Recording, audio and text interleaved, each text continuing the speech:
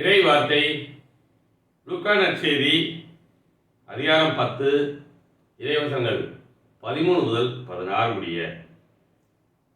கொராசின் நகரே, ஐயோ உனக்கு கேடு! பெத்சாய்தா நகரே, ஐயோ உனக்கு கேடு! ஏனெனில் உங்களிடையே செய்யப்பட்ட வல்ல செயல்கள் தீர், சீதோன் நகரங்களில் செய்யப்பட்டிருந்தால், அங்குள்ள மக்கள் முன்பே சாக்கு உடை உடுத்தி சாம்பலில் உட்கார்ந்து மனம் மாறியிருப்பர்.